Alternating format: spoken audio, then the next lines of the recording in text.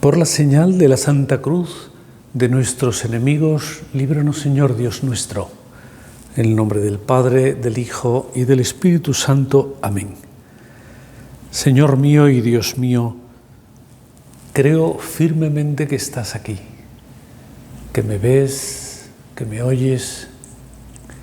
Te adoro con profunda reverencia, te pido perdón de mis pecados y gracia para hacer con fruto este rato de oración. Madre mía Inmaculada, San José, mi Padre y Señor, Ángel de mi guarda, interceded por mí.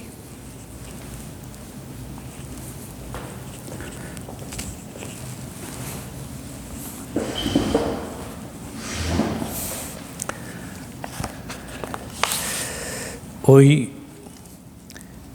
2 de octubre, es una solemnidad grande en la prelatura del Opus Dei porque es un nuevo aniversario de su fundación en 1928. Ya pronto, en fin, todavía quedan unos pocos años, pero celebraremos el primer centenario del Opus Dei. Y con este motivo quería hacerme cercano a todos los que me escuchan habitualmente, primero para compartir esta gran alegría y el agradecimiento que uno siente cuando llegan estas fiestas. Desde aquel día, aquel 2 de octubre de 1928, contaba San José María Escrivá que había tratado de dedicar todas sus fuerzas a hacer, él solía emplear este verbo, hacer el Opus Dei. Se había puesto a trabajar en aquello que el Señor le había pedido, le había hecho ver, y esto pues nos resulta muy ejemplar para quienes, por la vocación, nos sentimos sus hijos espirituales, y también para tantas otras personas que, sin tener la vocación al Opus Dei, pues tratan también de vivir su vida diariamente de acuerdo con el espíritu y las enseñanzas de nuestro fundador. Es la ejemplaridad de los santos que ha sido siempre a lo largo de la historia, los muchos miles y miles de santos que ha habido, pues su ejemplaridad ha sido como un instrumento del que Dios se sirve o se ha ido sirviendo para promover, revitalizar el afán de santidad en cada uno de los cristianos.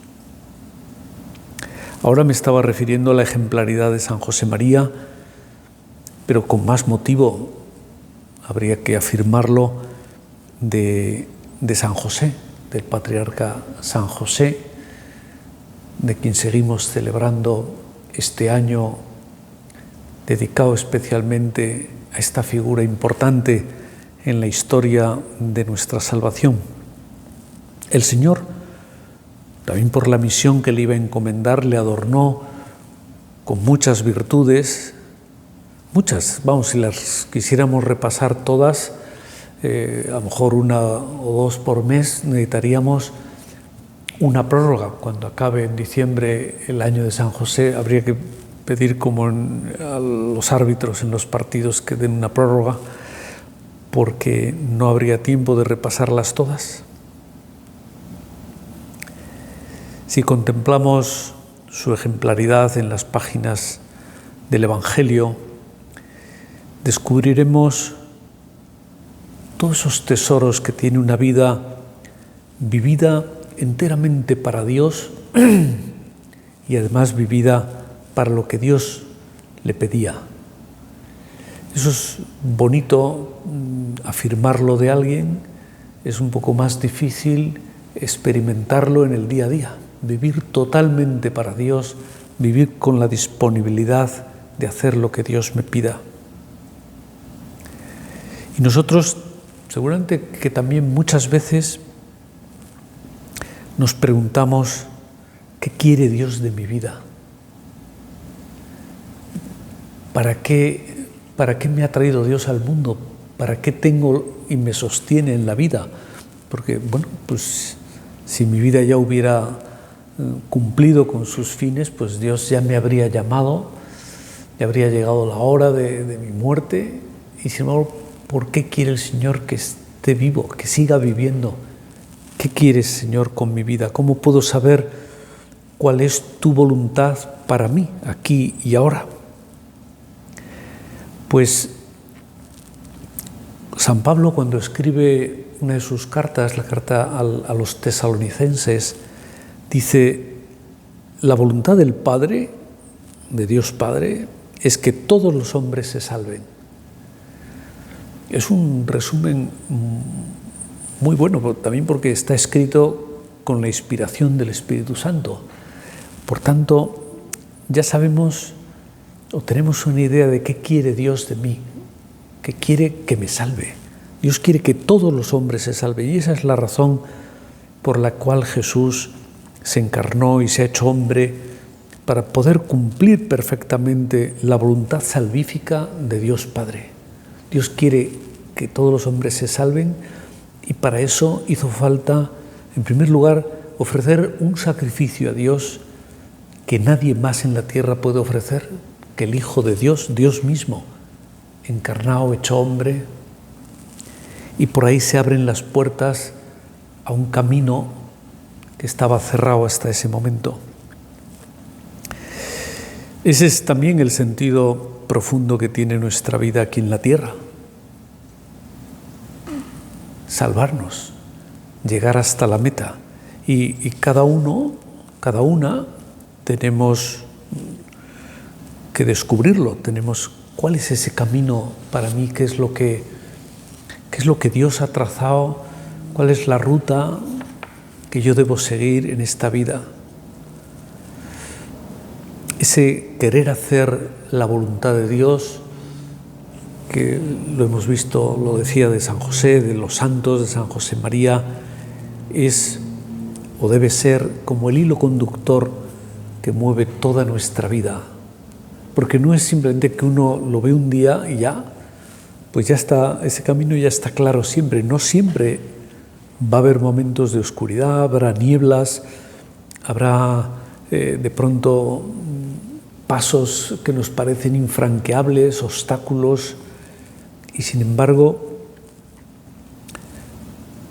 buscar hacer la voluntad de Dios. Claro, si nos fijamos que debemos hacerlo en Cristo, Dios hecho hombre, un modelo que Dios ofrece al hombre, ¿cuál es el hilo conductor de la vida de Cristo? Hacer la voluntad del Padre. Pues si hacemos un recorrido así rapidito por las páginas del Evangelio, de esos pasos de la vida del Señor, nos encontramos, por ejemplo, cuando Jesús había un niño de 12 o 13 años y fueron a Jerusalén como todos los años con sus padres, y él pues se quedó en Jerusalén. Sus padres no se dieron cuenta hasta que ya llevaban un día de camino y volvieron a buscarle, lo encontraron después de 3 días y le preguntaron desconcertados: ¿pero cómo nos has hecho esto? Y la respuesta de Jesús es: ¿no sabíais que yo debía estar en las cosas de mi Padre? Él tiene, claro, porque es Dios desde el momento de la encarnación, pero tiene ese deseo de hacer la voluntad de Dios Padre. Y en ese momento, hacer la voluntad de Dios Padre consistía en separarse de sus padres aquí en la tierra. Más adelante, ya en la vida pública, el Señor se encuentra a solas con aquella mujer samaritana que fue a recoger agua del pozo, y Jesús mantiene pues un diálogo muy bonito con ella. Luego ella se vuelve al pueblo, llegan los discípulos y le traen alimentos que han ido a comprar, y el Señor les dice: mi alimento es hacer la voluntad del que me ha enviado. Yo vivo, a mí lo que me llena es hacer la voluntad de Dios. Claro, por supuesto que necesitaba comer, pero otra vez vuelve a hacer esa afirmación que tanto nos ilumina, porque pensamos: a mí me llena hacer la voluntad de Dios o me llena hacer mis planes y más vale que coincidan con los de Dios.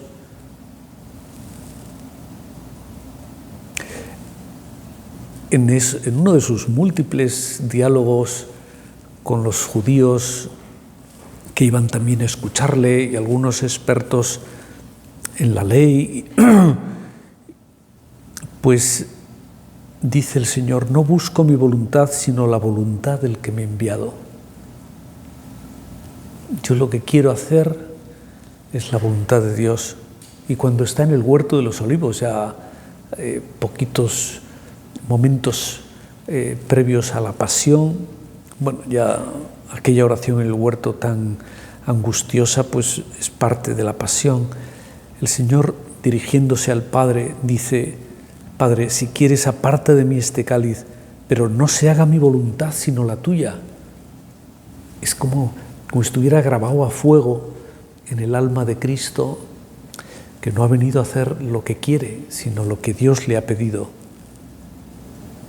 Desde la cruz, el Señor concluye antes de morir con estas palabras: todo está cumplido, como diciendo, todo lo que me has pedido lo he hecho. Ya puede el Señor expirar, y de hecho dice, inclinando la cabeza, entregó el Espíritu. Pues hacer la voluntad de Dios, podríamos decir que es como la llave, la clave, ¿verdad?, para alcanzar esa bienaventuranza eterna.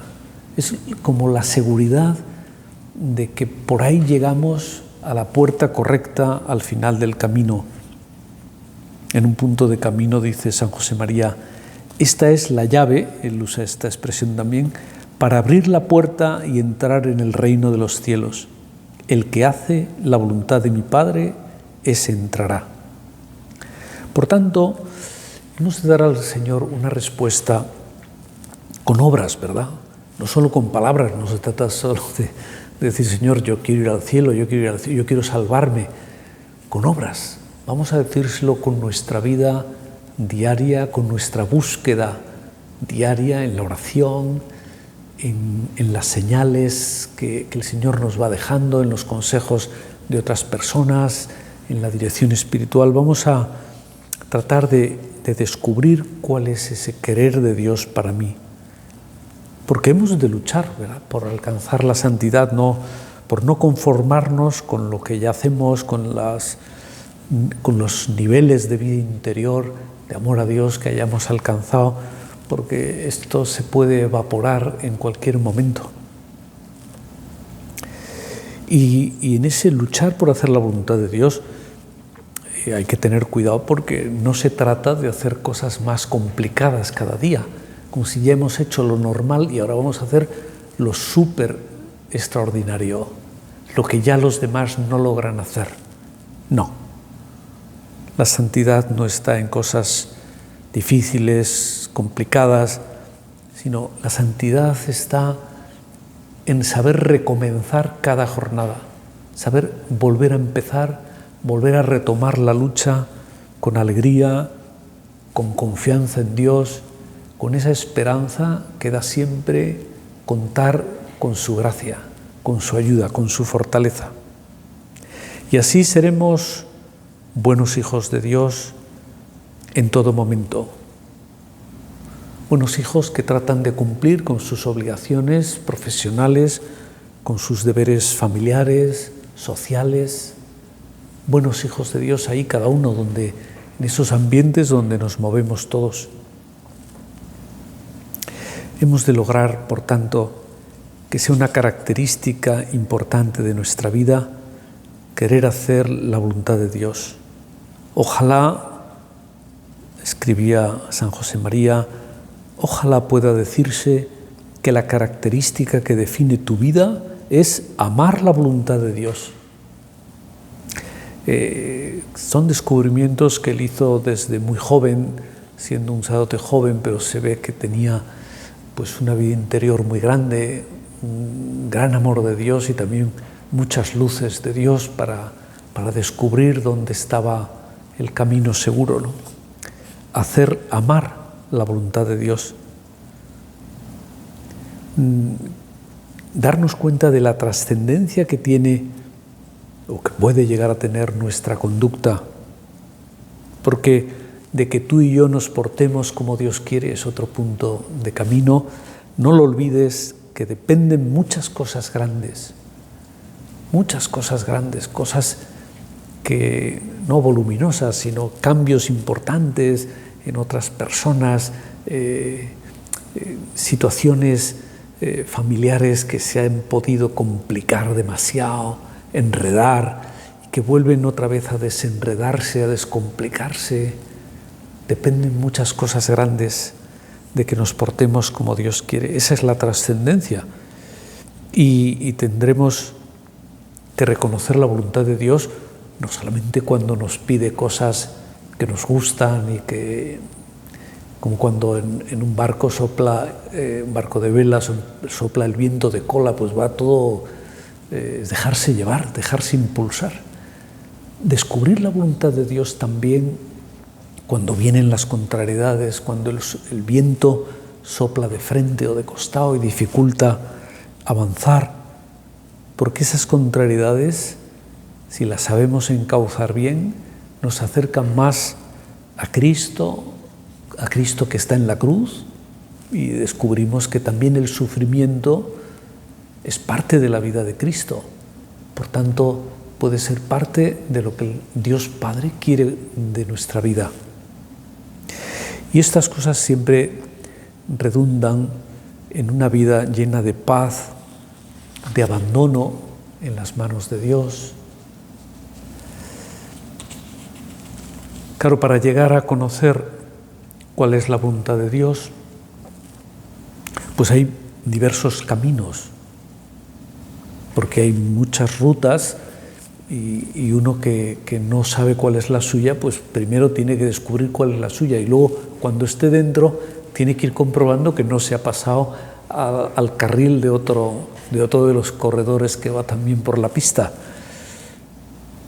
Y para esto tenemos una virtud que nos ayuda mucho, una virtud que es de las 4 virtudes cardinales, las 4 virtudes, digamos, fundamentales, que es la virtud de la prudencia.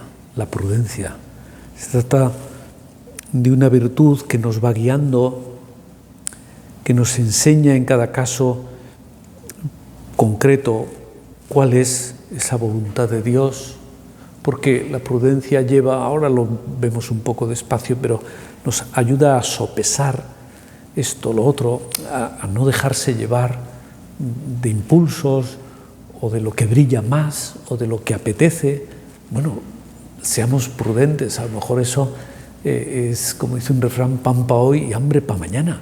Eso igual no nos conviene, satisface un momento, pero no es necesariamente una señal de que sea nuestro camino. La Sagrada Escritura, que tiene algunos libros que son sapienciales, ¿no? Están llenos de esa sabiduría, especialmente la sabiduría oriental, que es siempre muy profunda. Pues en el libro de los Proverbios dice: el sabio de corazón será llamado prudente. Prudente no es el que es sabio de inteligencia, quizá tiene facilidad para ser sabio, pero la prudencia está en una sabiduría del corazón. Un corazón, una capacidad de amar que ayuda a descubrir cosas más profundas, más lejanas, que no siempre la cabeza acierta a verlas. La prudencia es, por tanto, una especie de sabiduría que está más allá de lo que sabemos por la ciencia o por la experiencia. La persona prudente, pues quizá no tiene experiencia de todo, pero la irá adquiriendo y será una experiencia buena porque sabe discernir las señales de los tiempos, sabe discernir lo que es bueno y lo que es malo, lo que le conviene en este momento y lo que no le conviene. Claro, muchas veces esto se adquiere pidiendo consejo. Es prudente, sobre todo ante decisiones importantes en la vida, tener la humildad de pedir consejo, de preguntar a otros, ¿tú cómo lo harías?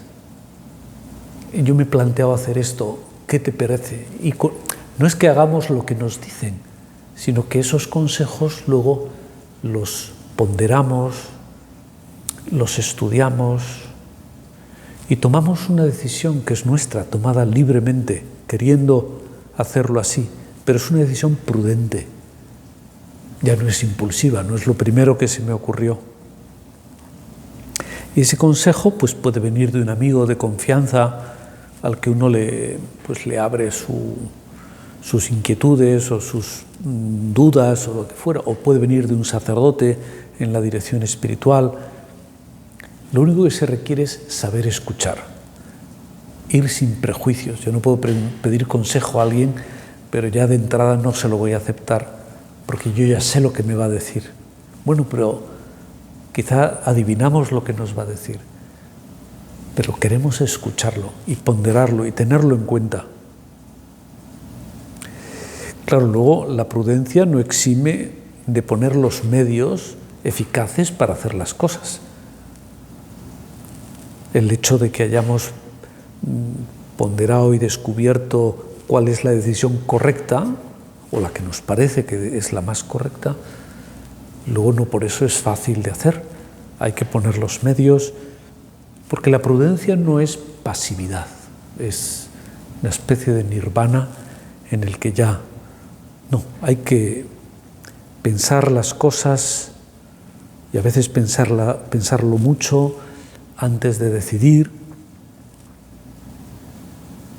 Claro, ahora que estoy diciendo lo de pensar mucho, también puede haber una falsa prudencia cuando uno piensa demasiado las cosas, porque puede ser una manera de no decidir. Sigo pensando, lo sigo dando vueltas. Hombre, si es una cosa muy compleja y que lleva un poquito de tiempo, sí, pero cuando eso se prolonga y pasan los años y uno no acaba de decidirse por esta profesión, por ese trabajo o por el matrimonio, por esa vocación que sabe que Dios puede estarle pidiendo, pues eso no es prudencia, eso más bien suena a imprudencia. La pasividad es como pararse demasiado ante los pros, los contras, me conviene, no me conviene. Bueno, sobre todo es descubrir si le conviene a Dios, si eso es parte del plan de Dios. Luego ya si a mí no me gusta, pues es, sería otro tema.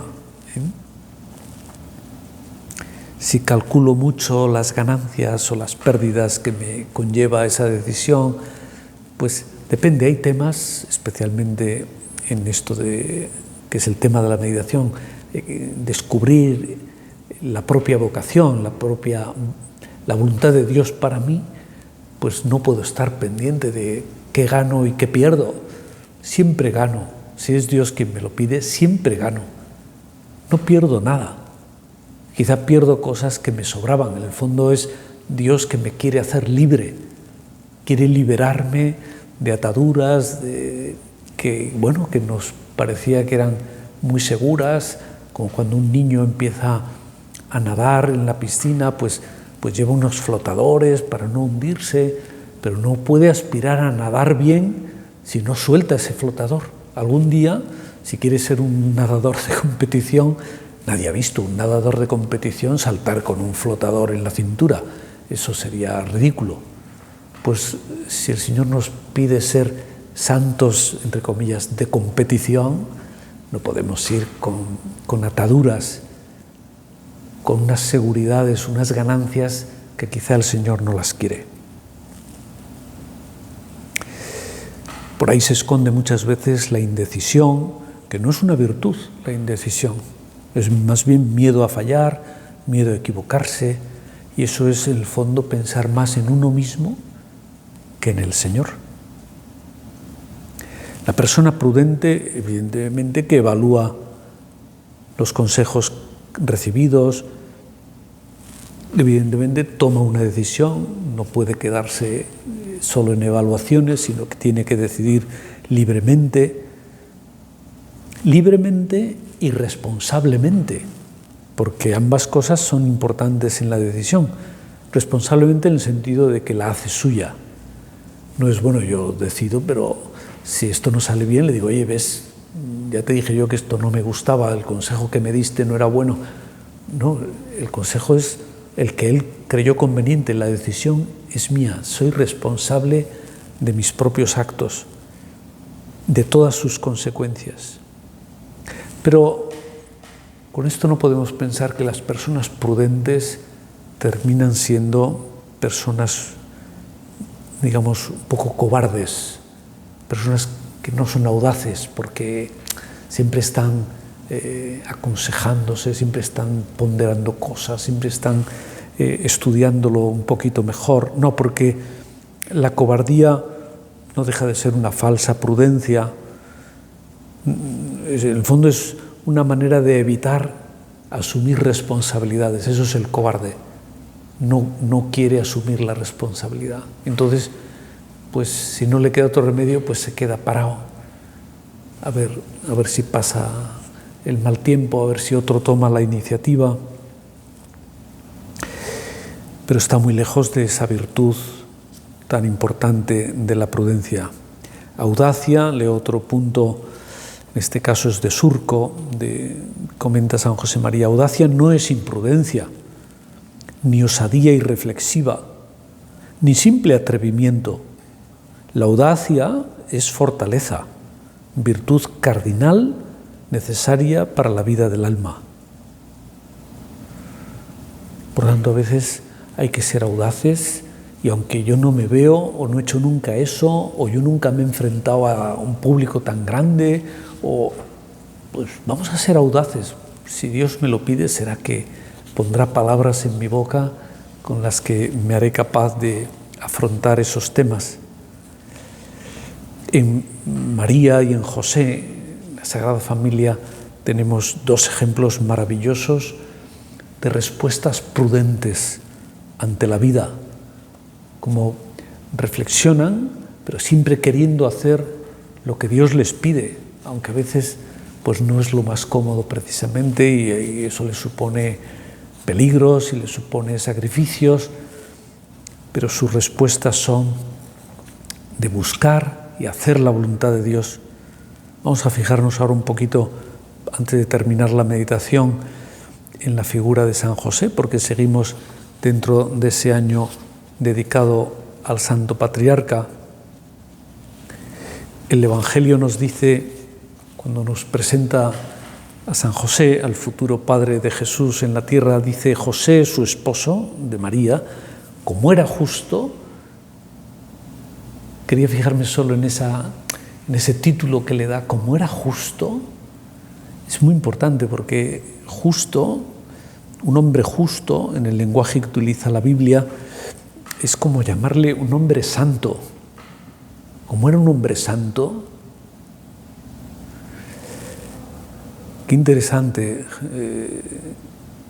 justo, una persona que es recta en sus intenciones, una persona que en su conducta es coherente, una persona que en su relación con Dios, en su relación con el prójimo, pues vive con esa rectitud, con esa coherencia. Por eso cuando la Sagrada Escritura habla de alguien que es justo, más que una referencia a cómo vive la virtud de la justicia con los demás, se refiere a cómo cumple la voluntad de Dios, es decir, a que tiene fama de santidad, dicho así con otro lenguaje, ¿no? Pues José tuvo la sabiduría de buscar, de encontrar y de gozar de Dios. Por lo menos así lo describía, hay un clérigo, es clérigo, pero es también un famoso literato francés del siglo XVII, Bossuet. Dice, José, hombre sencillo, buscó a Dios. José, hombre desprendido, encontró a Dios. Y José, hombre retirado, gozó de Dios. Podríamos decir que José es un ejemplo perfecto para nosotros, porque Claro, nuestra vida consiste también en buscar a Dios en el quehacer diario, en las cosas que tenemos entre manos, encontrarle y amarle y por tanto alegrarnos en ese amor. San José, lo decía al principio, estaba lleno de virtudes que Dios le dio y otras en las que él trabajó y se esforzó por incorporarlas a su vida. Muchas de ellas pasarían ocultas a sus contemporáneos, pero ante los ojos de Dios eran resplandecientes, como joyas que se iban poniendo en el corazón, en el amor de aquella persona hacia Dios. Y eso es lo que les da valor, que no brillan ante los demás, sino que brillan para Dios. La humildad de vivir solo para Dios. La humildad de San José se manifiesta también, ahí es donde quería llegar, en esa aceptación continua de la voluntad de Dios. Él va descubriéndola y a veces cuando no se da cuenta que hay algo pero no lo entiende bien, pues espera, es prudente, es humilde para considerar que él no sabe interpretar las cosas directamente y tiene que esperar luces de Dios. Muchas veces, bueno, por lo menos en 2 ocasiones se relata que Dios le envía un ángel que en sueños le explica lo que le está pidiendo para que él lo entienda de un golpe. Por eso San José, que vería la desproporción tan grande, ¿verdad?, entre sus cualidades personales, uno más o menos termina conociendo cuáles son sus cualidades y cuáles son sus límites, la desproporción con la misión que Dios le había encomendado, o sea, ser el cabeza de familia donde su esposa es la Santísima Virgen, la Madre de Dios, y aquel niño del que él pasa a ser el Padre es el Hijo de Dios, es Dios mismo en la tierra. Pero él dejó orar a Dios, no dijo, bueno, esto es demasiado para mí, búscate a otro. No, él dejó hacer al Señor y junto a esa falta de méritos personales, pero como nos pasa o nos debe pasar a nosotros también, ¿no?, se daría cuenta de la grandeza de su vocación, lo que supone haber sido elegido por Dios. Eso es tanto como decir, bueno, está asegurado el que esto saldrá bien, aunque yo sea torpe o aunque yo no sepa hacerlo. La gracia de Dios recibida es muy abundante. Y así, pues, su vida sería, nos la imaginamos así, una admiración permanente de todo lo que el Señor iba haciendo por medio de él, de cómo cuidaba al niño, de cómo iba creciendo gracias a sus cuidados y a la comida que él le proporcionaba y las ropas que podían comprarse con el dinero de su trabajo, y lo protegía de Herodes cuando se lo llevó a vivir a Egipto una temporada porque lo buscaban para matarlo. Él se admiraba, Señor, qué bien haces las cosas, pero yo soy el instrumento. Es como le gustaba decir a San José María a veces, que el Señor escribe con la pata de una mesa. El instrumento es tosco, pero en las manos de Dios el instrumento más tosco se convierte en el pincel del mejor pintor de la historia. Pues eso mismo espera el Señor de nosotros, que sepamos mirar los acontecimientos a la luz de la propia vocación. Es la vocación que tenemos cada uno la que explica lo que pasa en nuestra vida. Por eso cuando nuestra vida no tiene explicación, tenemos que enfocarla desde la vocación, o si no tenemos ninguna vocación, tendremos que buscar esa vocación, porque eso obedece a un plan de Dios, a una llamada de Dios. Y los acontecimientos cobran sentido, nos devuelven la alegría. Con la ayuda, vamos a terminar, con la ayuda de la Santísima Virgen, la esposa fiel de San José, procuremos ahondar mucho en esta virtud de la humildad para ser prudentes, para descubrir bien lo que Dios quiere de cada uno de nosotros.